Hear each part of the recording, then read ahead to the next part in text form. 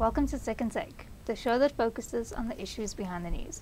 Mining Weekly editor Martin Creamer joins me today to unpack the latest in the mining industry. Welcome, Martin. Hi, Sashni. Now, can you unpack for us the ferrochrome industry committing to solar generation and junior mining support? Yes, it was incredible that the ferrochrome industry, which is very electricity intensive, has not thought of trying to produce electricity for itself before. But of course, there was a different atmosphere in South Africa. You weren't allowed to do that.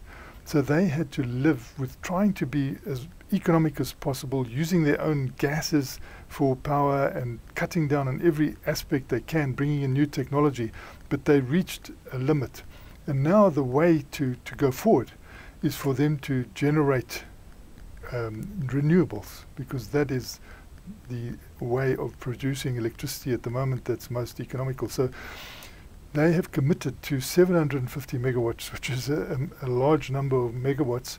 Of course, they use a huge number of megawatts. So in terms of that, it's not huge, but still, it's going to be an important contribution coming in at ultimately a lower price as Eskom tariffs go up, and then committing themselves to doing this over the next 3 years plus. So I could see tenders going out yesterday already, people wanting to find out exactly who can come in, because it's normally an independent power producer, so you don't have to own the system, you just commit to buying that electricity. So it's a very nice deal that's going on. So hopefully this particular industry, the ferrochrome industry, which is has got existential threats at the moment, can produce some of its own electricity, become less reliant on Eskom, which is actually the big threat, that high price, and then hopefully get through this very difficult period, because it would be terrible if all of these closed down. At the same time, the idea of a tax coming in on the export of chrome is also very complex and very aggressive. So hopefully they can come to some sort of solution between the people who are exporting raw chrome and those who are beneficiating the chrome to ferrochrome. Perhaps it could be even be a situation where South African chrome ore exporters use the ferrochrome spare capacity in the smelters to actually toll treat their chrome ore into ferrochrome, which would be an uplift, and then rely on pay for the toll treatment, but get that exported.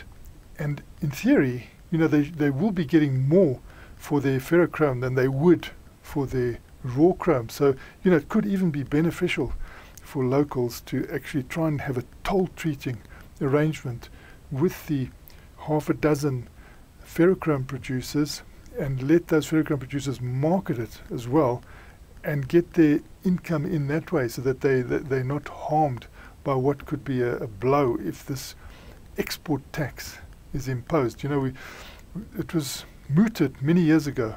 I was just looking at a document now going back decades, and the industry said, please, protect us in some way in a temporary measure, because we're starting to see a decline in our export of ferrochrome, and China is taking up that market. So we could just halt that for a while we get more efficient. But that wasn't heeded at the time. I think if it had been heeded, we wouldn't have this existential problem now. But now it's serious, and they've got to do something. They are doing things. You can see they've committed, the ferrochrome industry is committed to a lot of action across the board to bring their house into order. But it is hard on the chrome producers that are now, if they export that raw chrome, they could be taxed quite heavily.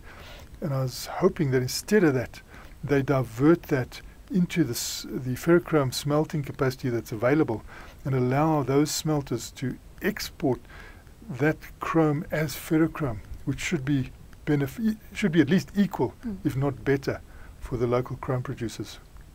And can you talk to us about the benefits of the green hydrogen economy for Africa? It was incredible to get an interview this week, with Dr. Solomon Agbo coming through from Germany, where he's a scientist and he's also the project manager for this Atlas development down in southern Africa, where the Germans are keen to find potential future sources of green hydrogen. And it was great to hear a person from Africa say, please, Africa, don't fall behind on this. The world is moving fast on green hydrogen. You know, Australia is moving at lightning speed at the moment. I mean, this week, one of the iron ore producers said he's going to move into green hydrogen, and he believes it will be as big as his iron ore business. So, you know, people are moving very fast around the world. And, you know, Dr. Solomon Abdo was saying, don't let yourselves fall behind, Africa. And so they're also doing activities in West Africa and Southern Africa. The Germans are funding a study to find out exactly where all the sweet spots are.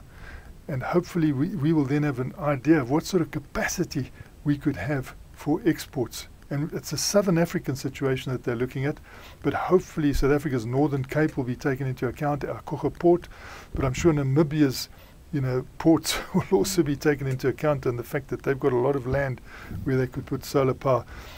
But, you know, just Southern Africa benefiting would be great, because we import a lot of energy at the moment that costs a lot of money. If we could become net exporters plus supply the domestic market, the use of this green hydrogen spans industry. You know, it spans so many different sectors of the economy, not just transport, as has been the big emphasis, but it's commercial, it's residential, it's everywhere you can think of, agricultural, you know, in the fertilizer sector. So it is the world has just latched onto this so rapidly, and it was good that Africa was told, look, please don't fall behind you, really seize this opportunity. And lastly, Kore Potash is expected to complete the first phase of its starter project in May.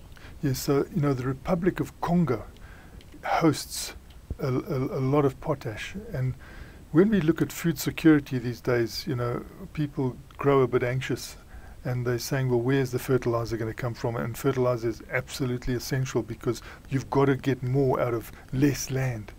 So it's interesting to see that, you know, what is listed on the JSE, London and Australia, Kore Potash has altered their strategy, because they were going to go with a very big project. But with COVID and all the changes, they found that a 2 billion plus project for a first project for a company is just a little bit too much for investors to swallow.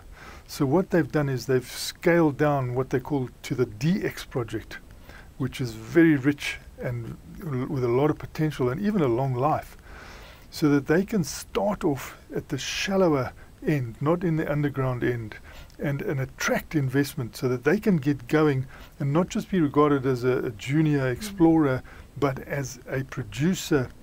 So I think the funding will become more realistic, and that will be an important new entry, you know, in Africa, potash.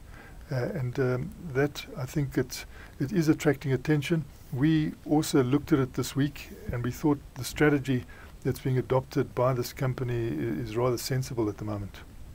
Thanks for being with us, It's a great pleasure, Sashni. That's it for today. Join us again next week for more news analysis on the local and global mining industries. And don't forget to listen to the audio version of our Mining Weekly daily email newsletter.